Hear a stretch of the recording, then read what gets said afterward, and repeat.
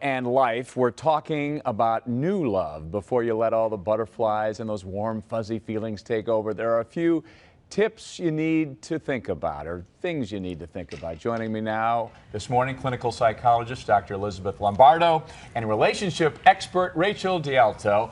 Thanks, ladies, for being here. It's always good to be here. I love coming in What here. a team. We got the dream team now. All right, we love this.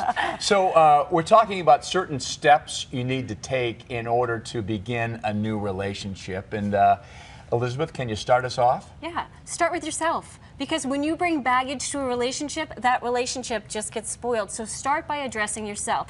Make yourself as happy as you can be. Build your self-confidence, apply your values and strengths, be who you are, and then you are going to attract the person who you truly want. And someone responds. They can see that and feel it, right? Absolutely. Yeah. Yeah. All right.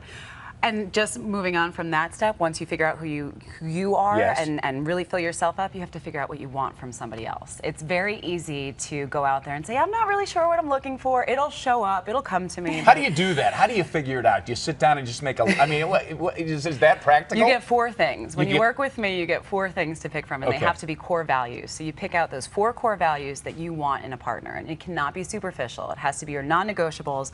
What do they really care about? Can't be Who are tall, they as a dark, and person? handsome. Exactly. Okay. I mean, that's preferable. That's a given. But outside of tall, dark, and handsome, are they loyal? Are they generous? Are they kind? Are they good people at the core? Because guess what? When you're 90 years old, that tall, dark, and handsome might not look the same. Right, It's yeah. drooping, I but mean, can you, still of course, integrate. will look Yeah. this good forever. Yeah, exactly. So do you have like a menu from which someone can choose? No, they have to figure it out They have to figure themselves. it out themselves. Okay, I got it. You're All right. This isn't a Chinese restaurant. Yeah. You better figure that out. All right, those are both good tips. What else should we know? Find someone who has similar interests. You Okay. want to have common interests. So that doesn't mean finding someone at the bar because you both like to drink a lot, but find an interest that for you. So maybe it's volunteering, a specific group where you're passionate about, find a partner who's passionate about that too. Okay, so it takes a little while to figure that one out, doesn't it, to see how things play out in terms of your interests?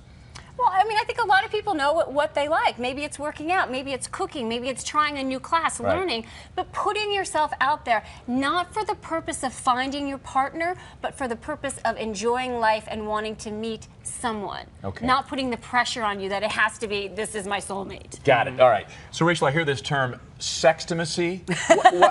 I hesitate even saying that. What does that mean? Well, you need to make sure that you actually have intimacy after you have some sort of foundational relationship. So you want the sex and the intimacy to go together. A lot of people jump into things a little too fast, and then you have this very false sense of what a relationship really looks like with this person.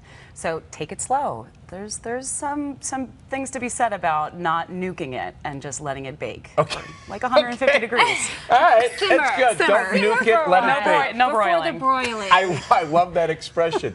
And Elizabeth, you also talk about separate your from your past mistakes and parents' relationships. Don't use those experiences as foundation for your next one. Right, and Yeah. that's what I meant before when we said, Yeah. you know, address your own stuff. Yes. Because, you know, you have to forgive previous relationships. They are in the past. Take it, learn from it, so that you can blossom in your next relationship. Okay. Anything else we've left out, Rachel, that's important to know if someone's out there saying, I want a new relationship, but I need a little bit of a guidebook? They need to come out to the Great Love Debate tonight. Hello. The Great Love Debate. Hey! Yeah, tell us it's about it. tonight. Go to greatlovedebate.com and come out. There's going to be 100 single men, 100 single women talking about how to find some love. Is that one of those things where you talk to each other for like 30 seconds, figure out there's a connection, and you go to the next No, one? no, No. It's actually, Okay. we're debating why people are still single in Chicago. Ah, So, okay. You both will be there? We Yeah. both will be there on stage, On stage. talking about some great Wow. stuff. Now Yapping away. that's entertainment right there. That's it. Thanks for being here. Thanks for Thanks for having Appreciate us. it.